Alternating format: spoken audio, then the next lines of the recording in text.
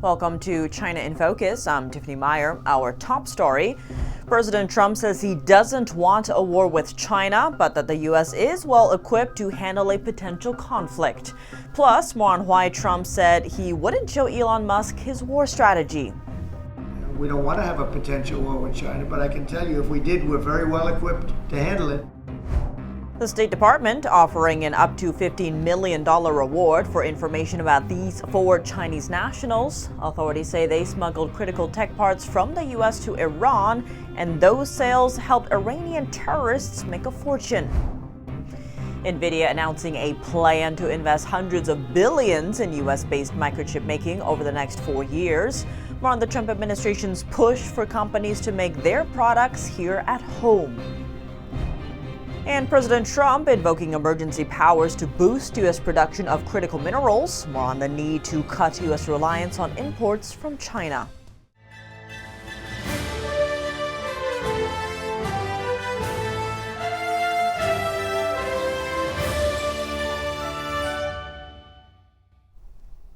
President Trump on Friday said his administration would not show Elon Musk any of the Pentagon's plans for a potential war with China, citing the Tesla CEO's business in the country. He also noted that the U.S. is, quote, very well equipped to handle such a conflict. But I don't want other people seeing potential war with China. We don't want to have a potential war with China, but I can tell you if we did, we're very well equipped to handle it. This comes after a New York Times report said that Musk would be briefed on the U.S. military top-secret plan if war was to break out with China. The report cited unnamed sources. Trump said the report was false. Secretary of Defense Pete Hegseth said the meeting referred to by the article was an informal one about innovation, efficiency, and smarter production strategies. Trump went on to explain why he wouldn't show Musk the wartime plan. He's a great patriot. He's paying a big price for helping us cut costs, and he's doing a great job. He's finding tremendous waste, fraud, and abuse. But I certainly wouldn't want, Elon has businesses in China, and he would be susceptible perhaps to that. China is Tesla's largest market outside the U.S., and Beijing has been watching Musk with growing interest, a person who has Trump's ear, as well as extensive business ties in China. Chinese news outlets have come out with articles speculating about whether Musk would ease U.S.-China tensions. If Musk were to get access to top-secret China briefings, it could spark potential conflicts of interest, as he would get information about China that isn't available to his competitors. Hegseth says the New York Times report has its own agenda. It was a fake story. We pointed out it was meant to sort of undermine whatever relationship the Pentagon has with Elon Musk. In a recent strategic guidance memo, Secretary Hegseth directed Pentagon leaders to shift focus and resources towards a possible conflict with China. The State Department this week put a $15 million bounty on 4 Chinese nationals, asking for more information on their whereabouts. They're accused of illegally exporting U.S. know-how to Iran, which helps fund Iranian terrorists, the Islamic Revolutionary Guard Force. A Chinese woman named Emily Liu is the ringleader of the Chinese smuggling group. She is facing several criminal counts in the U.S., including illegally smuggling sanctioned goods from the U.S. and selling them to Iran. She's also charged with deceiving U.S. authorities with misleading export information. The State Department said Liu's scheme dates back to 2007, when she started selling U.S.-made electronic components to Iran through numerous Chinese front companies. These U.S. dual-use products can be used to advance production of various armaments, including ballistic missile systems and drones. They're also covered by sanctions and thus should never be sold to Iran. For years, Liu's companies would first smuggle sanctioned items from the U.S., then ship them through mainland China and Hong Kong to Iran. Her clients included the Iranian regime and the Islamic Revolutionary Guard Corps, plus its various branches, which are designated as foreign terrorist organizations by the U.S. The IRGC provides financial, logistical, and military support to numerous terrorist attacks around the globe.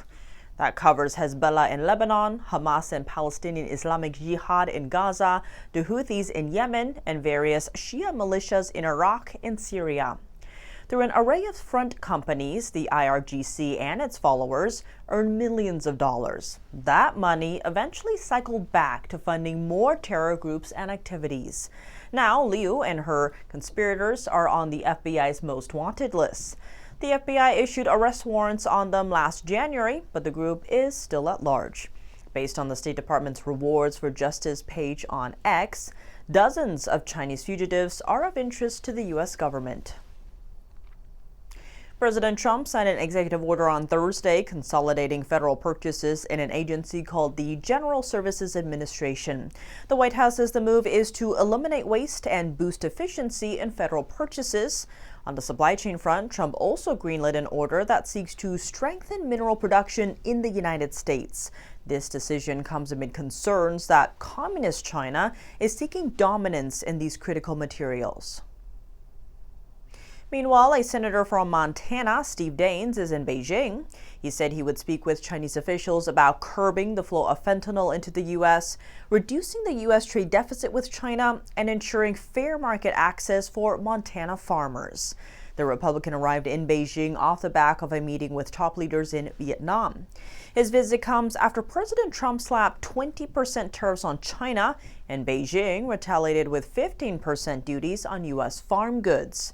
Daines is the first member of Congress to visit Beijing since Trump took office in January. He previously worked as an executive in China and served as a go-between during Trump's first term in office. China's foreign ministry said China welcomed Daines. He represents Montana, where a Chinese spy balloon was spotted in 2023. That balloon was able to gather intelligence from several U.S. military sites before it was shot down. Montana was the first state to introduce a ban on the Chinese app TikTok. Nvidia plans to invest hundreds of billions of dollars in U.S.-made chips and electronics over the next 4 years. The White House made the announcement Friday, quoting CEO Jensen Huang. According to a White House statement, Huang said having the support of an administration who cares about the success of this industry and not allowing energy to be an obstacle is a phenomenal result for AI in the U.S. According to an interview with Financial Times, Huang has been trying to dispel investor concerns about Nvidia's demand for expensive AI chips. That's after China's DeepSeek launched a cheap AI model. Huang said Nvidia can now manufacture its latest systems in the U.S. through foreign suppliers. These include Taiwanese chip-making giants TSMC and Foxconn. Huang also noted a growing competitive threat from Chinese telecom firm Huawei. U.S. Army soldiers indicted for spying for the Chinese Communist Party and Chinese hackers breaching telecom giant Verizon and AT&T. American thought leader host Jan Jekielek sat down with Congressman Rich McCormick to talk about the China threat. He is a decorated veteran who served for over 20 years in the U.S. Marine Corps and U.S. Navy. Let's dive in. Congressman Rich McCormick, such a pleasure to have you on American Thought Leaders. It's great to be with you today. Thanks for having me. So recently, 3 U.S. Army soldiers were indicted for spying for the CCP, for the Chinese Communist Party. What's your reaction? We've had this problem in the past with Russia. You can see we have a new peer adversary. China has taken the place of Russia as our greatest adversary, greatest threat. They're on par with us militarily. They have a greater population. They're closing the gap with us on GDP. So in other words, as an economic power, much more powerful than Russia ever was. When you make the side-by-side comparisons, we used to be worried about Russia. Remember, we were competing with them. And we used to have Reagan talk about Russia and the USSR. Collectively, the USSR was never on par with us. They didn't have the ability to have an economic powerhouse like China does. They didn't have the military that could actually match up with us like China does. If you look at the GDPs comparatively, Russia has a GDP of roughly the size of Texas by itself, $2 trillion. To compare that to Europe, which has about a $20 trillion economy, compared to the United States, which has a $27 trillion economy. This whole idea that Russia can invade Ukraine and not lose drastically is ridiculous. I mean, combined, we have a $47 trillion economy. Now, I understand that Ukraine has about 1/5 the population, about 1/20th the economy, but when supported by 2 great forces, we should be able to deal with Russia in short order, not just militarily, but economically, make it very difficult for them to proceed in this war. In the same way with China, they're not the same as Russia. they're much more dangerous. The way they've cheated since they joined the World Trade Organization about 20 years ago, by tripling their economy, by stealing secrets, by subverting everything that's good in the United States. It's just manifested in this new spy rig. We used to do this with Russia all the time. Now China is our main enemy. We should be wary that, first of all, it's not just those service members that should be prosecuted, but China should also be punished for what they've done. Oh, that's very interesting. I mean, let's look at a few other things. Recently, there were 12 hackers that were indicted for work over something like at least a 7-year period against Defense Intelligence Agency, Department of Commerce, us, the Epoch Times, multiple, and they're still at large from what we know. And that's the hard thing to do. We have some really neat cybersecurity going on right now. I'm actually on the cybersecurity subcommittee in Armed Services. I also was on the AI task force. Watching a Marine with a computer actually go to war is really cool. When I was growing up, I didn't even have a computer. When I went through college the entire time with no computer, learned how to use a computer in the Marine Corps, which is a dangerous thing. But now we have these guys who are cybersecurity experts. Marines who literally go to war with foreign adversaries and take down cells. I think it's really cool, but this is a dangerous place. We're going to have quantum technologies come online. We're having developed AI. You can see what China did in that arena recently, making it very cheap. It's not better, but it's cheaper, and it's going to revolutionize the way we do production on AI and AI chips. But they are, once again, not friendly to us. These guys are trying to do us harm. But what about DeepSeek being available on, I don't know how many Americans have downloaded that onto their phones. Do you see an issue with that? Heck yeah. Think about what they're putting on their phone, just like TikTok. They can track where you are, what you do, what you get online with. The reason we got rid of TikTok is not only to collect valuable information from your personal information, but it also tries to influence you. It guides you to whatever their truth is. They're going to try to control the truth, confuse us, confound the issues, and deceive the American public on what the truth is. But Congressman, on the question of TikTok, the jury seems still out. So that's confounding to me too. I'll say we made a law. The Senate confirmed this. The president signed it into law. I don't care if it's Biden, Trump, anybody. We made a law. We did it for a reason, because TikTok is not a good actor. It's owned and essentially influenced by the CCP to influence our children. Not to become scientists, not to educate us, but to make them into influencers. Influencers based on what standard? On anybody who supports a Chinese agenda. And not just Chinese, I'm talking about the CCP agenda. So if you want to be an influencer, you have to agree with their defaults, which means that you're an influencer now for the CCP. Shame on us for doing anything that would support that. Now, I get it. It could be useful to President Trump, but you know what? Not without a cost. And to me, this isn't about a president. This isn't about the influence of one person. It's about an influence of a very bad actor that owns the TikTok brand, and that is the CCP. We need to get away from it, and get away from it fast. And we need to make laws that are more comprehensive to keep them from coming up with other technologies and other venues to get through to our children and own our populace and influence them in very bad ways. Coming up, the U.S. sanctions a Chinese oil refinery to target Iranian oil sales. The action comes as President Trump tries to press Tehran to agree to nuclear talks. Ottawa strongly condemns China for executing 4 Canadian citizens, despite its calls for clemency. Critics point to tensions between Beijing and Ottawa, saying the case could reflect what critics call the communist regime's hostage diplomacy. And a growing number of Chinese restaurants are shutting their doors. A look at why and what it says about the state of China's economy. More on that after the break here on China in Focus. Welcome back to China in Focus. I'm Tiffany Meyer. The U.S. has brought sanctions on a Chinese oil refinery and a port over their links to Iran. It marks a first for Washington, which has never before cracked down on independent Chinese refiners. Chinese independent oil refiners are known as Teapot and are the largest purchasers of Iranian oil. They have, up until now, escaped U.S. blacklists. The U.S. Treasury said both a Teapot refiner and its CEO in China's Shandong province are being sanctioned, along with a port terminal operator related to the oil trade in Guangdong province. The U.S. Treasury says Chinese oil refiners are providing the financial lifeline propping up the Iranian regime, and that the U.S. wants to cut off Iran's financing of terrorism as well as its nuclear development. Now, Iranian oil shipments to China make make up over 10% of Chinese crude oil imports. The families of 4 Canadian citizens are in mourning after Canada confirmed Wednesday that China executed their loved ones earlier this year. Canada strongly condemned Beijing's use of the death penalty, calling out the country for negating Ottawa's calls for restraint.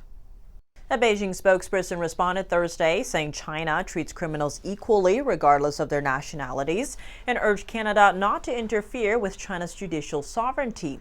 These 4 Canadians were charged for smuggling drugs in China. Little information was provided about their cases. Critics describe these situations as China's hostage diplomacy. They say Beijing seeks to pressure foreign governments through arbitrary arrests and opaque legal proceedings against their citizens. For example, the most recent execution comes after Canada imposed 100% tariffs on Chinese-made electric vehicles last October, following Washington's lead. Ottawa also criticized Beijing for meddling in Canada's elections and condemned Beijing for human rights abuses in recent years. There's at least one other Canadian facing the death penalty in China, and it's a familiar script. A Chinese court handed him the death penalty after just 1 day of retrial. It happened 1 month after Ottawa arrested Meng Wanzhou, an executive for Chinese telecom giant Huawei. The Canadian Foreign Minister Melanie Joly told reporters that Ottawa is negotiating with China to avoid capital punishment for future cases.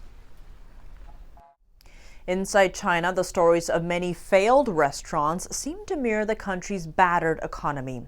Analysts say a restaurant in China has an average lifespan of just about 500 days. That figure falls as low as 1 year for establishments in Beijing. Let's zoom in.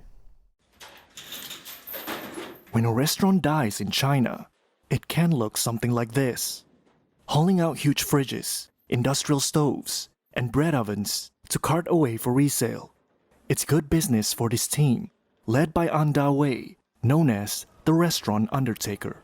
Behind every appliance is another tale of failed restaurants here in Beijing, part of a wider story of China's slow economy. This shop behind me, this is actually the second time we've dismantled it. 2 years ago, the previous owner also contacted us to recycle the restaurant's kitchenware. Just around the corner, there's another one we acquired right before Chinese New Year. We come to this area quite frequently since restaurant closures happen often here. Last year, An and his team dismantled 200 restaurants each month, which they say is 2.5 times more than the year before. Numbers from data company Teapot show that last year saw 3 million catering companies shut down across China. An, the Undertaker, says many failed restaurants were started by people investing their life savings, hoping for a V-shaped recovery after the pandemic. At the beginning of 2023, we saw an increasing number of people from the real estate, education, finance, and internet industries entering the restaurant business. These industries experienced mass layoffs, leaving many unemployed with little to do. With some severance payouts in hand, they opted to invest in the restaurant industry. Since larger businesses require significant startup capital, many saw the restaurant business as something they could manage. But things turned out differently. China's economy stayed sluggish, and consumers cut back on dining out. That led to a race to the bottom.